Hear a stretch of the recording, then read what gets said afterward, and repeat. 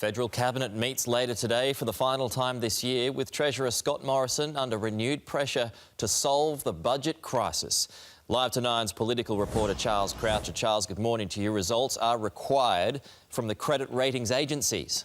Yeah, they're looking to Scott Morrison for some answers with results on savings and also some honesty when it comes to the budget, because the mid-year economic and fiscal outlook will include a lot of measures that are in the budget that have been in previous budgets but haven't gotten through the parliament and are unlikely to get through the parliament. So how do you factor those into a budget when you've got them as savings? It affects your bottom line, but they may not be there or may not ever get there. The answer for Scott Morrison is to get more realistic with what can get through parliament, have savings measures that the credit ratings agencies and the Senate believe can get through parliament and can help the economy. Now, we know how tough the Senate is and we know how tough factoring and planning 4 years in advance is. That's also comes to show when it comes to resources prices. We've seen great fluctuations in the price of iron ore that's bitten the budget in the past. At the moment, it's probably working in favour because we're factoring in a lower price than we're actually getting.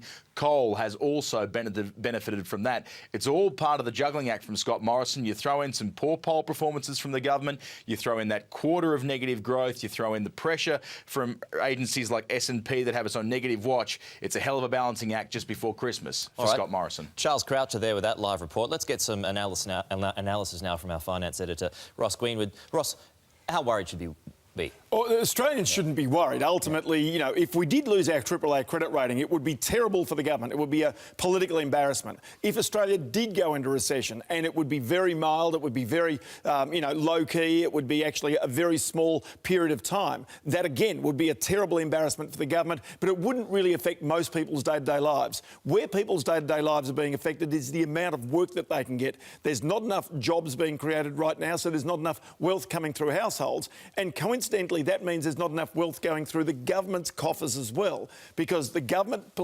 collects half of its revenue, around $400 billion per year, from the taxpayers of working Australians. Now, bear in mind also that the debts keep on mounting. $420 billion is the national federal debt right now, and on top of that, you can add another $240 billion owed by the states. And that's the reason why right now Australia is on this negative credit watch, but ultimately it comes down to politicians, the saving measures that they can get through the parliament, and also, of course, just trying to be a little moderate in terms of the expectations for iron ore and coal prices inside this budget. So if we, or any other country for that matter, loses a AAA credit rating, how difficult is it to get that back? It's not difficult at all if you actually get your house in order, as it were. Yeah, right. But the one thing, bear in mind, is that interest rates, which are already showing signs of going up in Australia, will tilt up a little bit if we lose that AAA credit rating, because quite clearly we're seen to be only slightly but perceptibly a more risky nation to lend money to. All right, Ross Greenwood, thank you.